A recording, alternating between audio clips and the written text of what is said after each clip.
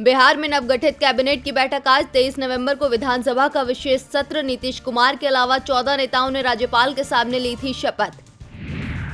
BJP ने की बिहार में 2 डिप्टी सीएम से जातीय संतुलन साधने की कोशिश। नीतीश से किया वादा भी निभाया गया। सुशील मोदी को भी मिलेगा सरकार में नया जिम्मा। प्रधानमंत्री नरेंद्र मोदी 12वें ब्रिक्स शिखर सम्मेलन में होंगे शामिल। सीमा विवाद के बीच पीएम मोदी और जिनपिंग फिर होंगे आमने सामने। ब्राजील के राष्ट्रपति जेयर बोल्सोनारो और रूस के राष्ट्रपति व्लादिमीर पुतिन भी बैठक का होंगे हिस्सा। संसद के सत्र पर पड़ सकता है महामारी का असर। सूत्रों के हवाले से खबर। संसद के शीतकालीन और बजट सत्र को मिलाया जा सकता है। कांग्रेस पार्टी के अध्यक्ष की सहायता के लिए बनाई गई कांग्रेस विशेष समिति की बैठक आज। ए.के. एंटनी और अहमद पटेल समेत कई वरिष्ठ नेता होंगे कांग्रेस विशेष समिति की बैठक में शामिल। मालाबार युद्धाभ्यास का दूसरा चरण आज से शुरू। अमेरिकी नौसेना का निमित्त पोत भी होगा शामिल। भारत सहित जापान, अमेरिका और ऑस्ट्रेलियाई नेवी दिखाएंगे अपनी ताकत। कर्नाटक में आज से शुरू होंगी कॉलेज की नियमित कक्षाएं। शिक्षकों को देनी होंगी नेगेटिव रिपोर्ट। महामारी की वजह से अब तक बंद थे कॉलेज।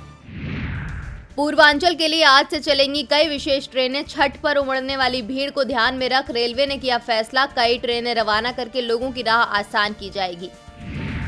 दिल्ली में हवा की गुणवत्ता में सुधार। आईटीओ पर 176 दर्ज किया गया एयर क्वालिटी इंडेक्स। लोगों को सांस लेने में राहत। हिमाचल प्रदेश में मौसम हुआ सुहाना। कुफरी सहित नारकंडा में सीजन की पहली बर्फबारी। प्रदेश में पर्यटकों की आमद में होगा इजाफा।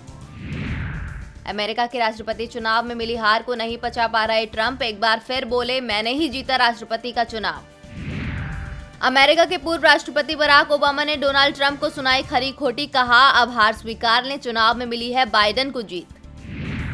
महामारी को लेकर WHO चीफ की चेतावनी। कहा, सिर्फ वैक्सीन से नहीं खत्म होगी दुनिया में महामारी।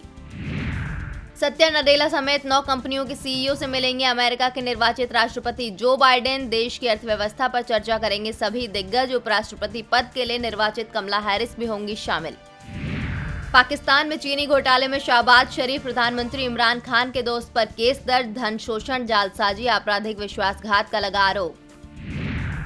15वें वित्त आयोग ने प्रधानमंत्री नरेंद्र मोदी को सौंपी अपनी रिपोर्ट। आज आयोग वित्त मंत्री निर्मला सीतारमण को पेश करेगा अपनी रिपोर्ट। आयोग ने 9 नवंबर 2020 को भारत के राष्ट्रपति को सौंप दी थी रिपोर्ट। डिजिटल न्यूज प्लेटफॉर्म्स को सरकार का फरमान। कंपनियों में 26% तक विदेशी हिस्सेदारी की छूट दी गई। नियमों का अनुपालन करने के लिए 1 महीने का दिया समय।